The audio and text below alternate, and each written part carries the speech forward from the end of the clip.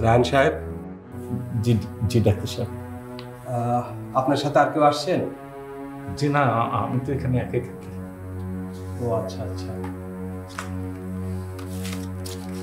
আসলে আপনাকে সরি বলা ছাড়া আমার কোনো উপায় নেই। কেন ডাক্তার সাহেব, খারাপ কিছু? একেবারে লাস্ট স্টেজ। কি লাস্ট স্টেজ? অপ্রিয় হলেও সত্যটা আপনাকে বলা উচিত। অযথা আপনাকে মিথ্যা আশ্বাস দিয়ে লাভ কি? আপনার স্টমাক ক্যান্সারের অবস্থা ভয়াবহ, বলতে পারেন লাস্ট স্টেজে আছেন।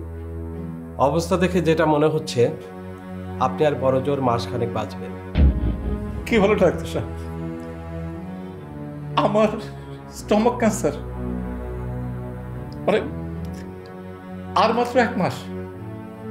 আপনি বলে কি বলছেন ডাক্তার সাহেব? আপনি আবার একটু ভালো করে দেখবেন প্লিজ, একটু ভালো করে দেখবেন। দেখুন, সেজন্য আমি বারবার সমস্ত রিপোর্ট মিলিয়ে দেখলাম। আর যে ডায়াগনস্টিক সেন্টার থেকে আপনি পরীক্ষা করে এনেছেন সেখানে ভুল হওয়ার সম্ভাবনা খুবই কম। তারপরও যদি আপনার কোনো কনফিউশন থেকে থাকে আপনি অন্য কোথাও থেকে পরীক্ষা করে আনতে পারেন। মানে আপনি বলতে চাচ্ছেন যে আমার হাতে মাত্র 1 মাস, মানে 1 মাসের বেশি আমি বাঁচবো না? সেটা আসলে ভাগ্য ভালো হলে বাঁচবে।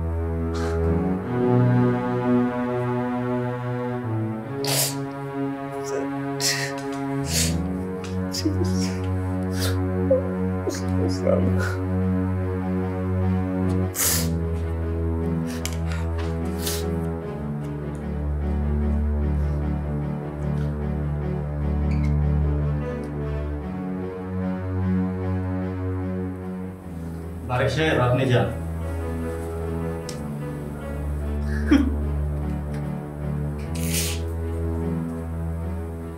কি হয়েছে বাবা? না কিছুটা। মুখে বললে কি হবে? দেখে তো মনে হচ্ছে অবশ্যই কিছু একটা হয়েছে।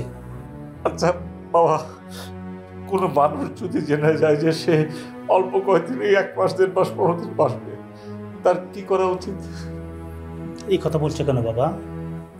কি হয়েছে? কঠিন কোন অসুখ? ও পাত্তা দিও না, পাত্তা দিও না।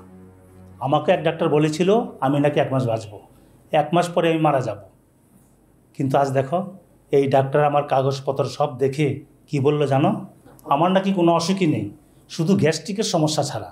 চিন্তা করে দেখো, ওই আগের ডাক্তার কত বড় ভুয়া। আরে সবই হইল টাকা খাওয়ার ধান্দা, বুঝলে? আরে ডাক্তার বললেই হইব? হায়াত মত সব হইল আল্লাহর হাতে, তাই না? জি চাচা। তাইলেই বুঝো, আমি একটা সুস্থ মানুষ, আমাকে বলে আমি নাকি 1 মাস বাঁচব। একটা আহমক। আমার ছেলেরা তো গেছে ওই ডাক্তারকে একটা হ্যাস্তন্যস্ত করতে।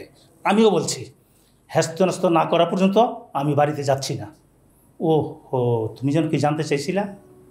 না, বলছিলাম যে কেউ যদি জেনে যায় যে সে অল্প কয়েকদিন বাঁচবে, মানে 1 মাসের মতো বাঁচবে, তাহলে তার কি করা উচিত? কিছুই করার নেই। মৃত্যুর জন্য প্রস্তুত থাকতে পারে, তার জীবনের জন্য চাওয়া পাওয়া কিছুই থাকে না, সেই জন্য লোভও থাকে না, অন্যায় অপরাধ গুনাহ করে না।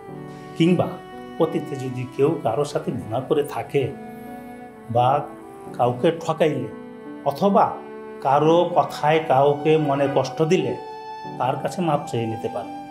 আমার মনে হয় কি বাবা, এই কাজটা খুব জরুরি। কারণ আমি শুনছি কেউ যদি কোনো মানুষের সাথে অন্যায় করে থাকে, ওই মানুষ যদি ক্ষমা না করে, আল্লাহও তাকে নাকি ক্ষমা করে না। স্যান্ডেল করে রাখছি বাইরে, না? জি,